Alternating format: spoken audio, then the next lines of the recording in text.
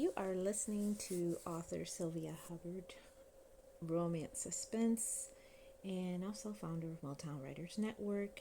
I've been an author since 2000, and I have over 65 books available on my website at sylviahubbard.com. To find out more about my group, Motown Writers, you can go to motownwriters.com and subscribe at both places. Today we are on part 3 of the whys, kinks, and tropes so readers can see the meaning behind the madness of the writer. Of course, you can read that. And they always say don't do a PowerPoint and be able to read off the screen. Just, go with it or have your own notes. But this is all about my book titles. I decided to do this series because I wanted people to really understand just basically what it says, the meaning behind the madness, why I named the book that I did, why I did the covers the way I did. And as we go to this, I hope you listen to the other parts because usually it's about 5 or 6 books I take and break them down. And we're going to start today. Now, if you don't know anything about me, who I am, like I said, I am a dark romance psychological suspense author of almost 70 books. Almost. It's going on 70. Wow. Um, there's always more to come. Overall themes, as you can see, are morally gray, forbidden love, family loyalty, possessiveness, marriage of convenience, fake relationship, polyandry, no sword crossing. And I do say polyandry, not just polyamorous. It's polyamory. I work on women, a woman with 2 men, and of course, no sword crossing. I want to thank Britt Unfiltered for explaining that out in very clear terms. Family secrets, trope stacking. I do a lot of trope stackings, and I do like reverse. So instead of it being, the man in the situation, I can change it to the female and go from there. And I do a little genre bending. We'll get into that. So the books we're going to be discussing today is Mistaken Identity, Diary of a Sins, Iniquity, Secrets, Lies, and Family Ties, Forbidden Fruit, and Drawing the Line. Hopefully I can remember all my notes because I don't have them all in front of me, but we're going to get this started. So Mistaken Identity started. It was at the Super Bowl, when Detroit hosted the Super Bowl, that I did that book that year. I came up with the book idea that year. I saw a picture of Jerome Bettis and the whole book. I was driving to work. I looked over and I saw a picture of Jerome Bettis on the front page of a newspaper, and I came up with the entire story of it. I needed 2 of him, and this was my first venture into polyandry. I was writing polyandry before it was even popular. Somebody actually said that to me when they saw what year I came out with this book. Uh, and this is basically about a twin that switches places with her twin, her sister, on the wedding day. He decides not to go to the reception but go straight to the honeymoon, just to still pretend to be her sister. And yeah, that was fun. It was a dumb con, dubious con, MMF. It is a twist in the whole thing, of course. Why Choose, 2009, and Twice's other books, including Secrets, Lies, and Family Ties, and Love 101. So people think that the Mistaken Identity series. Okay, first let's get into the cover. The initial cover was not this. It was actually a woman's body laying on the ground. She was actually white, but I made her black and white to darken her up so you couldn't tell whether she was black or white. She was a light skinned black, because it was very hard back then, really, to find sensual pictures of black women.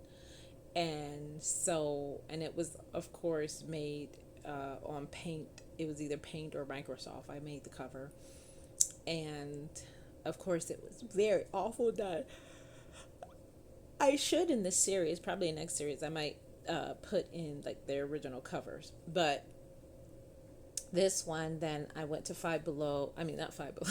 I went to Fiverr.com and paid somebody $10 for this cover. And that's what's gotten us here to this point.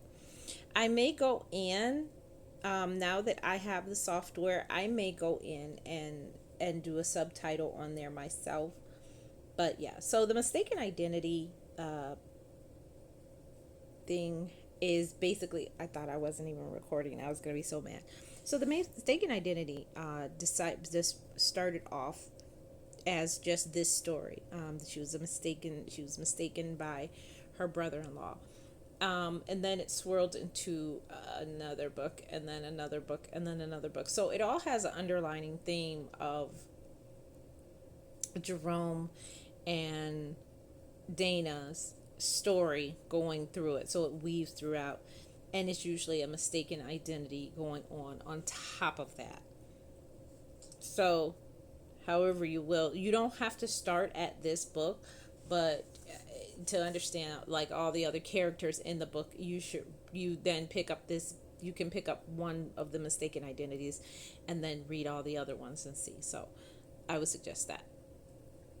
Diary of a is actually point, my first person point of view book, my only first person point of view book.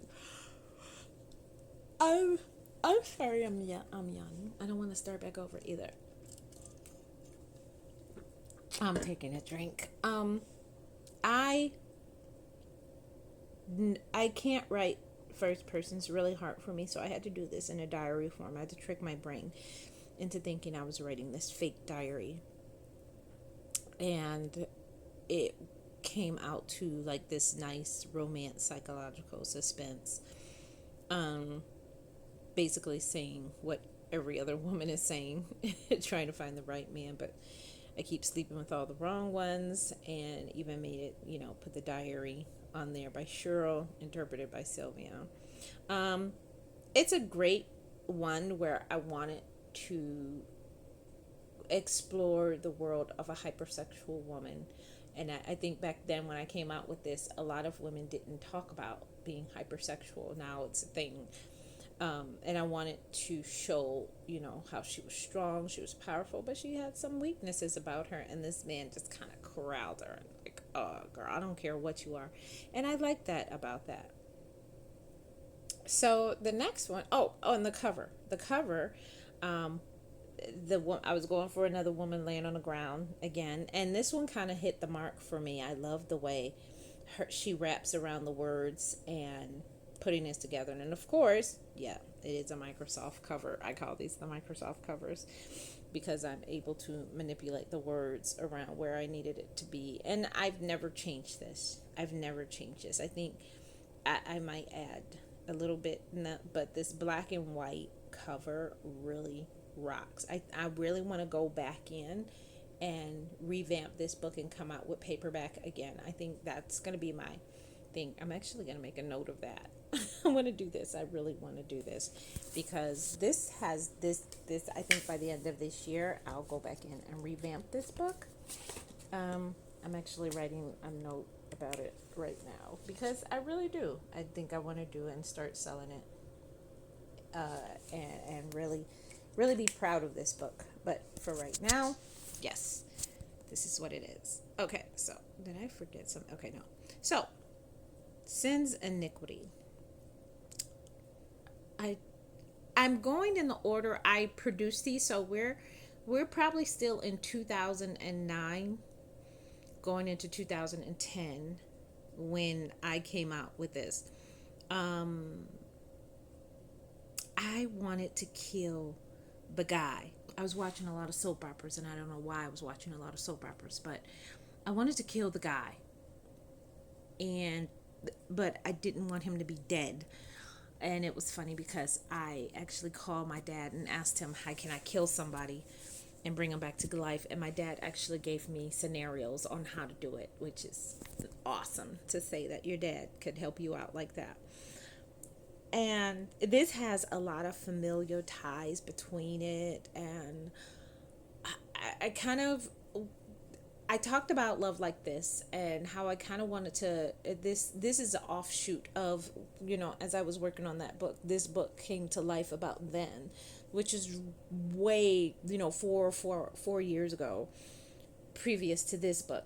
And but it offshooted and then went into another direction, and I held off not writing it until this time, Usually an idea has to formulate in about 2 to 3 years before I'm like, okay, I know this person, I can start writing this person. um this was a mock cover. You see this picture a lot. You see this couple a lot back then. This couple a lot, and then it kind of made me not want to produce this book because I love the cover, but I couldn't afford like a really good pictures. But then everybody started using this couple on their books because interracial start to become really popular. And I think this is, yeah, the Kindles started coming out like crazy because everybody saw this. But I made a lot of money off of this book. I did make a lot of money. I remember making a chunk of change off of this. This actually involves characters from the Hart family, if you don't know, because Dwight Bowman, who is the main character in here, main male character, he is the accountant to King Hart, and he's been working to funnel King's money into it. I had to bring Dwight on early because you got to follow the money, and the more I hide the money, the better I can hide what King Hart is doing, and so that's why I introduced King. Sinclair does appear in other books, but I do like this. This is another Fiverr cover. It was a horrible cover before this, but this was a Fiverr cover. I sent them the picture and then they spruced it up like this. So secrets, lies, and family ties. We talked about that from, if you don't know, we talked about that from Mistaken Identity. So it does have the Mistaken Identity characters in this story, but this is a standalone. It is a standalone, like I said, standalone part of the Mistaken Identity series, like a companionship, it's intertwining story, but it focuses on Gray attending her class reunion and mistaken for a call girl by her high school crush. It's a weird past bully. It was, this book stemmed from my pain as being a boy mom. That's pretty much how I can say it. I can say it a lot in a lot of interviews. I think in the past you've heard me talk about it. I changed this. Well, this, like I said, I should have the original cover because the original cover was literally a Microsoft cover and it was really horrible. Sent it over to Fiverr and this is what I got back. Loved it and said, okay, yeah, I'm gonna stick with this one. So this was a pretty good, a really good thing. You will enjoy, of course you will enjoy the book, but I'm glad I did that. This was a hard book to write, but it was a necessary book to get me over a hump in myself and my writing, and I'm pretty glad I did it. I'm trying to go a little bit fast, so excuse me.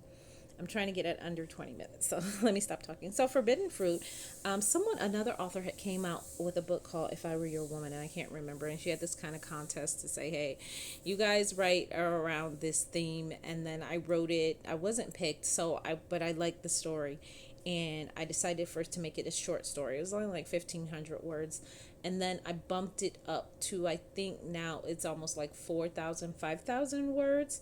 And I even did a video about that, how to bump a story up, and I made an underlining story underneath it to bump up the word count. I am not good at really short stories, and this was a really difficult thing. So when I didn't win, I didn't want to just throw the story away. I kind of like the characters, and this is kind of, but it is a fanfic. It is a fanfic of another book.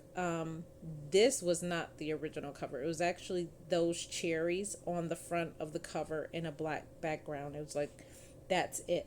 Then I had this couple from somewhere that I was going to use on another couple, but that didn't work out, and I decided to just put it here, sent it over to Fiverr, and boom, boom, boom, $10, $25, here you go. So yeah, I love that. I love how they weave the cherry over the F in the words, so that was pretty cool. But that's how I did it. So we're still in like 2010, and I know you're like, oh my God, how many series you got? But yeah. So that was a short story. I try to come out, and that was my pivotal thing where I learned that I should probably come out with a short story at least once a month. I mean, once a year. It does help in the bump of creativity, getting something out fast, and things like that. So that was kind of like my thing, my cue to say I'm gonna start doing story starters. This is also 2009 was when I started doing serial blogging on my site on the literary world of Sylvia Hubbard at sylviahubbard.com. And this is where it all started, because a lot of these books were from my blog, live blogging, especially I know Sins Iniquity was a live story, and this one, Drawing the Line, was another live story. So on Drawing the Line, and I think I was on Blogger then, blogger.com. I don't think I moved over. I had the WordPress going, but I don't think I moved over. Probably during this year, 2010, 2011. This is when these books are coming out, you're seeing. When I decided to move over permanently to WordPress.com. So, Mistaken Identity, where I decided to get back into polyandry again. And I kind of try to get a unique perspective on polyandry, because I want to be able to just come out the box. I don't know why. I don't know why, but I have to. It just can't be just, oh my God, we're just going to jump in the bed. It has to be a reason, because you have to change the mindset of a woman. I believe in order to delve into something like that. She just can't be, oh, I think I'm going to take on two men. No, it doesn't happen like that. So I have to convince myself I need to put her in that situation for her happiness. And that's how it is. I really threw her under the bus in this book. And it was really fun doing it. The book cover was not like that in the beginning, and I am going to change this book cover again. Yes, this is part of the Mistaken Identity thing, but I'm going to actually take that out, because I think I was trying to say all my polyandry books were, but actually they're not, and I'm going to take that off the cover. So X that out at the top, and I am going to change the couple on here as well. I'm actually getting the book. I think I'm actually getting the book redone right now. And yeah, it's got a lot of edits. A lot of edits that need to be done, because this was written and then pushed out and then nothing else. I didn't touch this. I didn't even make a big deal about this. And it is available as a paperback book, but I am going to be redoing that again. Um yeah, and that's it. I didn't know I got through that really fast. But yeah, um this was another Fiverr cover. These are my Fiverr. You're gonna see a lot of Fiverr covers in the 2011, 2012, 2013 books. Because yeah, I was broke. I was going through bankruptcy, starting to go through bankruptcy. I had to pull things.